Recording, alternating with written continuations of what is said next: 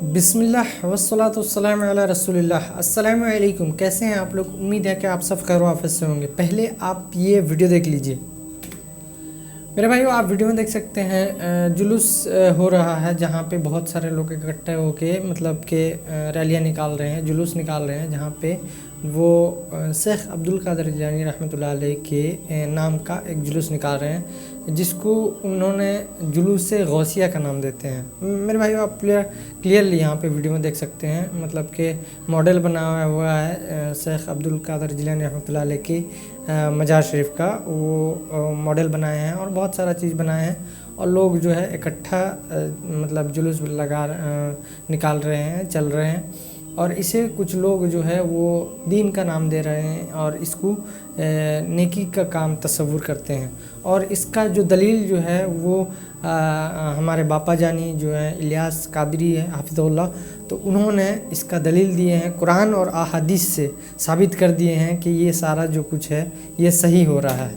تو میرے بھائیو پہلے میں آپ کو پاپا جانی کی ویڈیو دکھاؤں گا، پھر اس کے بعد ایک ویڈیو دکھاؤں گا کہ کیا یہ جو چیز ہے یہ شریعت میں جائز ہے یا ناجائز ہے یا منع ہے، کیا ہے، وہ آج ہمیں بتائیں گے انجینئر محمد علی مرزا صاحب۔ آپ ویڈیو کمپلیٹ تک ضرور دیکھیے تاکہ آپ کو پوری بات سمجھ میں آئے۔ بنا کسی تاخیر کے اللہ کا نام لے کے شروع کرتے ہیں۔ جو 11ویں شریف وہ مناتے ہیں، قرآن و حدیث سے اس کا کوئی ثبوت دے دے تو بہتر ہوگا۔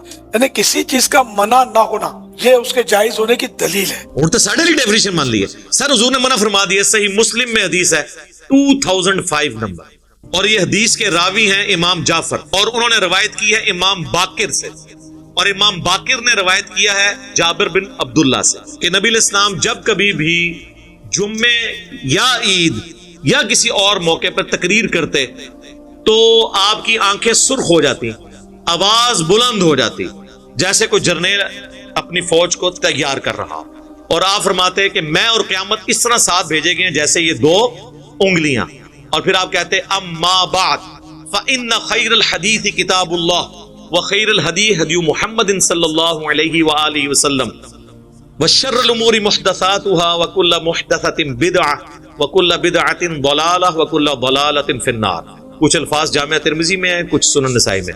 آگاہ ہو جاؤ، سب سے بہترین کلام اللہ کی کتاب ہے، سب سے ہدایت یافتہ راستہ محمد صلی اللہ علیہ وآلہ وسلم کا ہے، اور سب سے بدترین کام وہ ہیں جو دین میں خود داخل کر دیے جائیں، اور وہ تمام کام گمراہیاں ہیں، اور تمام گمراہیاں دوزخ میں لے جانے والی ہیں۔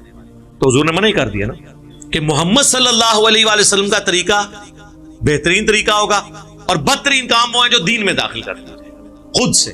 بخاری مسلم دونوں میں حدیث ہے من احدث فی امرنا ھذا فہو رد، جس نے میرے تعلیم کی بھی چیز میں کوئی چیز بدل دی یا اس میں چیز داخل کی وہ مردود ہے۔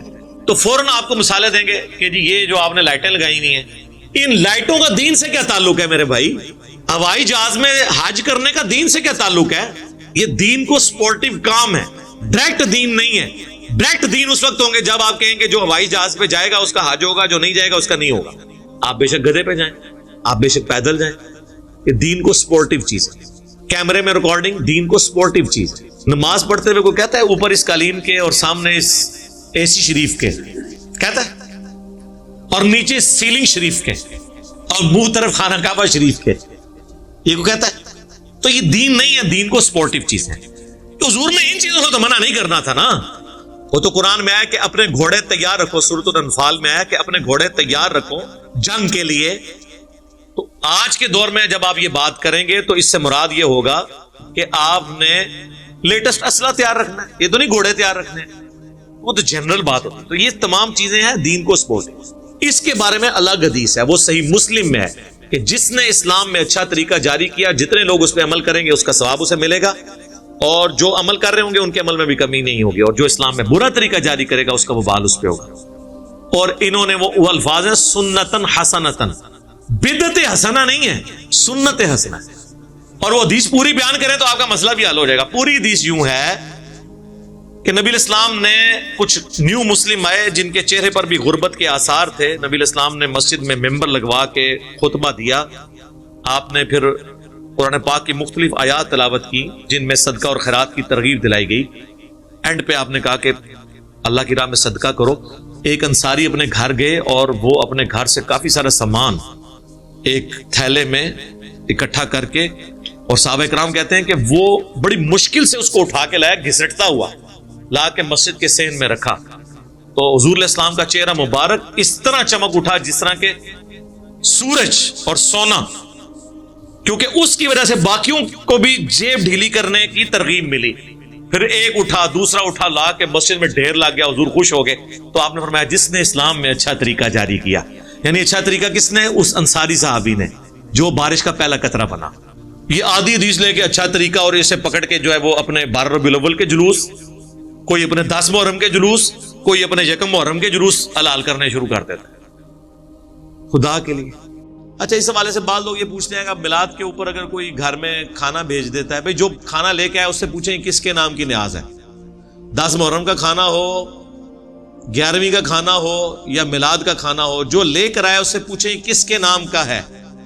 اگر وہ کہے نا اللہ کے نام کا ہے تو لے لیں اور کھا لیں, کوئی مسئلہ نہیں. اور اگر وہ اللہ کے سوا کسی اور کا ذکر کرے پھر بھی اس سے پوچھ لیں. بعض اوقات لوگوں کو بتانے میں وہ کہہ دیتے ہیں نا عبد القادر جیلانی کی 11ویں, ان کو کہیں کہ ان کے نام کیا یا اللہ کے نام کیا, اور ان کو ثواب پہنچانے کے لیے. یعنی اگر بریانی کھانی ہے تو پھر پوری تحقیق کر لو. تو انشاءاللہ آپ کو سارے مسلمان یہی کہیں گے کہ یہ ثواب پہنچانے کے لیے. تو میت کی طرف سے اصال ثواب, صدقہ اور خیرات کا جو کھانا ہے وہ آپ کھا سکتے ہیں. آپ اس ایکٹیویٹی کے بارے میں کہہ سکتے ہیں کھانا حرام نہیں ہوگا, اس ذہن میں رکھیے گا. کھانا اپنی جگہ حلال ہی رہے گا. یہ کرنا کہ کھانا لے کے اوپر کبوں کو ڈال دینا یا نہ لینا, غصے کا اظہار کرنا, اس طرح کرنے سے میرے بھائی کوئی تبلیغ نہیں ہونی ہے.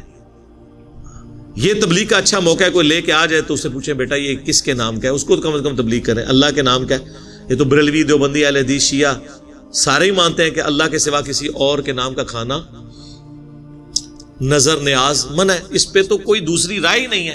وہ تو کہتے ہیں ہم اصال ثواب کے لیے کرتے ہیں. لیکن اگر اصال ثواب کے ساتھ کسی کا یہ جڑ گیا ہے کہ ہم اگر 11ویں کے موقع پر داتا دربار کے اوپر دودھ نہیں چڑھائیں گے تو ہماری بھینسیں دودھ دینا چھوڑ دیں گی, تو سر یہ تو پھر بہت آگے بات چلے گی نا. ایسے لوگوں کو تو کہنا چاہیے کہ میرے بھائی آپ تجدید ایمان کریں, آپ کا کیا عقیدہ ہے. اگر اسی بنیاد پہ آپ نے دودھ ماننا ہے, میرے کہنے پہ آپ نہ دودھ دو, بھینسیں انشاءاللہ دودھ دیتی رہیں گی. باقی وہ جب بھینسوں نے جس پیریڈ آف ٹائم میں دودھ نہیں دینا ہوتا اس میں تو انہوں نے نہیں دینا. کوئی لے جاؤ نا اس طرح کی بھینس جڑی بولی تے آئی ہے, انہوں دادا دربار پھیرو تو دودھ صحیح دے تو پھر منیے نا. آپ جائیں آسٹریلیا میں دیکھیں, نیوزی لینڈ میں دیکھیں, ایک شکل کی بکریاں, ایک شکل کی گائیں یوٹیوب پہ ویڈیوز رکھی ہوئی ہیں, کتنا دودھ دے رہی ہیں. آپ کے سارے بزرگ مل کے بھی ایک بھینس سے اتنا دودھ نہیں نکال سکتے جتنا وہ نکال رہے ہیں. تو انہوں نے کیوں نہیں بزرگ مند ہے؟ اتنی خوبصورت گائے, بھینسیں, یہ ایک ٹیکنالوجی ہے اللہ تعالیٰ نے انسان کو طے کروا دی ہے. دنیا بقدر ایفرٹ ہے, جو کوشش کرے گا اس کو ملے گا. تو میں نے کوشش کی ہے کہ اس حوالے سے جتنی باتیں بھی ربیع الاول کے حوالے سے پوچھی جاتی ہیں, میلاد کے حوالے سے, ان کو بیان کر دوں. باقی میں کبھی بھی ہارڈ سٹانس نہیں لیتا, کیونکہ آپ یہ ذہن میں رکھیے گا کہ آپ جس ملک میں رہ رہے ہیں وہاں پر صدیوں سے ان چیزوں کو نبی علیہ السلام کے ساتھ عقیدت کے ساتھ لوگوں نے جوڑا ہوا ہے. لہٰذا کوئی یہ حرکت نہ کرے کہ کوئی میلاد کا جھنڈا پھاڑ دے, کوئی ضرورت نہیں ہے. کہیں پہ لائٹنگ ہوئی ہے اس کو خراب کر دیں, کوئی ضرورت نہیں. میں آپ کو اپنا بتاؤں, جب میرے بچے چھوٹے چھوٹے تھے نا تو میلاد کے ظاہر مہینے میں تو پورا کلچر ہے سب کانٹیننٹ کا. آپ کیا بچوں کو لائٹنگ کرنے سے, جھنڈیاں لگانے سے روک سکتے ہیں؟ مجھے بتائیں. تو میں خود انہیں پیسے دیتا تھا, وہ ظاہر پیسے مانگتے تھے کہ ہم نے بھی جھنڈیاں لگانی ہے. میں کہتا ٹھیک ہے لگا لو, لیکن اب جب تھوڑا سا استعمال ہے, میں نے انہیں منع نہیں کیا. وہ خود ہی پوچھتے ہیں کہ بابا یہ, اب ظاہر ہے وہ جب بندہ ویڈیوز دیکھتا ہے اس کو آئیڈیا ہوتا ہے کہ نبی الاسلام نے, صحابہ نے یہ کام کیا. نہیں, اب اس دفعہ میلاد آیا ہے تو اب انہوں نے کوئی ڈیمانڈ نہیں کی ہے کہ ہم نے لگانا ہے نہیں لگانا. خود بخود آپ نے نیگیٹو سائیکالوجی کبھی ڈیولپ نہیں ہونے دینی. اس کا فائدہ یہ ہوگا کہ نفرت نہیں آئے گی کسی کے دل کی. میرے پاس وہ محلے والے کچھ کٹھے ہو کے آگے, جی وہ ہم نے جھنڈیاں لگانی ہے تو چندہ چاہیے. میں نے کہا یہ لو یار لگاؤ.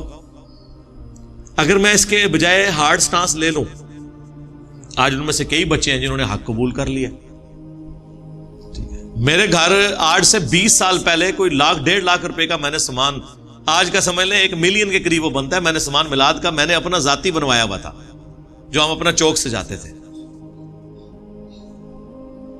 اور یقین کریں ہمیں کبھی یہ وسوسہ بھی نہیں آیا تھا کہ ہم غلط ہیں, اور اللہ کے فضل سے کبھی یہ بھی وسوسہ نہیں آیا تھا کہ ہمارے علاوہ کسی نے جنت میں جانا ہے. تو جو جدھر لگا ہوا ہے نا میرے بھائی وہ جذبات کے ساتھ لگا ہوا ہے. ہدایت مل جاتی ہے اگر آپ ہدایت کا دروازہ بند نہ کریں, خدا کے لیے کسی سے نفرت نہ کریں, پیار محبت سے. آپ دیکھیں ہماری اس دعوت سے سب سے زیادہ اگر کوئی چینج ہوئے ہیں نا وہ بریلوی ہوئے ہیں, شیعہ ہوئے ہیں, دیوبندی ہوئے ہیں, اہل حدیث ہوئے ہیں. بلکہ دو فرقے تو مک ہی گئے ہیں, اہل حدیث اور شیعہ. کیونکہ اہل حدیث جو ہوتا تھا وہ بریلوی سے تحقیق کر کے ہوتا تھا. اب کوئی بریلوی اگر تحقیق کرتا ہے تو وہ اہل حدیث نہیں ہوتا, کیونکہ اسے یہ پتا ہے کہ اہل حدیث میں وہ خامیاں موجود ہیں جو انجینئر صاحب ہائی لائٹ کر رہے ہیں, جو ان کو ویسے ہی نہیں اچھی لگتی, یعنی یزیدیت اور ناسبیت. اسی طریقے سے اہل تشیع میں جتنے پڑھے لکھے لوگ تھے وہ پہلے ہی تنگ تھے کہ یہ صحابہ کرام پہ اعلانیہ سب و شتم کرنا اور عجیب قسم کی یہ ٹیبوز والی ایکٹیویٹیز کرنا, ٹھیک ہے, اپنے آپ کو زخمی کرنا اور پوری دنیا میں اسلام کی بدنامی کا باعث بننا, ٹھیک ہے. وہ ایک اہل تشیع عالم کو میں ٹی وی پہ سن رہا تھا, وہ کہتے ہیں کہ جب یہ ہمارے لوگ گستاخانہ کارٹونز کے اوپر اپنی املاک کو نقصان پہنچاتے ہیں, گاڑیاں توڑتے ہیں, موٹر بائک توڑ دیتے ہیں, مشینیں اے ٹی ایم کی توڑ دیتے ہیں, لوٹ لیتے ہیں, تو غیر مسلموں کو کیا امیج جاتا ہوگا کہ اسلام تو امن کا دین ہے اور اس میں اس قسم کی بدامنی. تو میں نے کہا تھا سر جان کی مان پائیں تو ہم بھی عرض کریں کہ جب آپ اپنے آپ کو چھریاں مارتے ہیں بجائے کسی یزیدی کو پکڑ کے چھری مارنے کے, وہ بھی نہ ماریں, اسے علمی چھریاں ماریں جو ہم نے ماری ہیں. آپ اپنے آپ کو چھریاں مارتے ہیں, آپ کوئلوں کے اوپر ماتم کرتے ہیں, اب آپ نے مٹکے توڑنے شروع کر دیے ہیں. اپنے علماء آپ کو کہہ رہے ہیں کہ یہ کیا حرکتیں کر رہے ہو, زنجیر زنی کرتے ہیں, گھوڑے کے نیچے سے گزرتے ہیں, جھولے نکالتے ہیں. تو کیا غیر مسلم اس وقت نہیں سوچتے ہوں گے کہ اسلام ان رسومات کا نام ہے؟ اس وقت اسلام کی بدنامی نہیں ہو رہی ہوتی؟ تو جو ڈاکٹرن آپ بنا رہے ہوتے ہیں ذرا اس کو دوسرے اعتبار سے دیکھیں کہ یار یہ کیا اسلام کی تعلیمات یہ ہیں؟ کیا اسلام اس چیز کا نام ہے کہ سال کے بعد ربیع الاول کے مہینے کے اندر لوگ نکل آئیں باہر, سال کے بعد محرم کے مہینے کے اندر لوگ نکل آئیں باہر, یا رمضان کے مہینے کے اندر نکل آئیں باہر؟ اسلام تو ایک پورا ایک پیکیج ہے نا.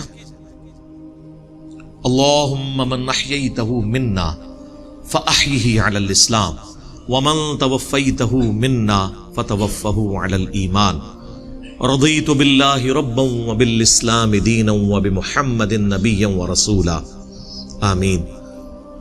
سبحانک اللہم وبحمدک اشہد ان لا الہ الا انت استغفرک واتوب الیک وما علینا الا البلاغ المبین. جزاکم اللہ خیرا. تو میرے بھائیو امید ہے کہ آپ کو یہ ویڈیو پسند آئی ہوگی اور بات سمجھ میں آئی ہوگی. اگر ویڈیو پسند آئی ہے تو لائک اور شیئر ضرور کیجیے اور ہمیں سپورٹ کریں, سبسکرائب ضرور کیجیے. ملتے ہیں اسی طرح نیکسٹ ویڈیو میں انشاءاللہ. السلام علیکم ورحمۃ اللہ وبرکاتہ. اور پہلے والے ویڈیو کے بارے میں آپ کیا کہتے ہیں اپنے کامنٹ میں اپنی رائے کا اظہار ضرور کریں.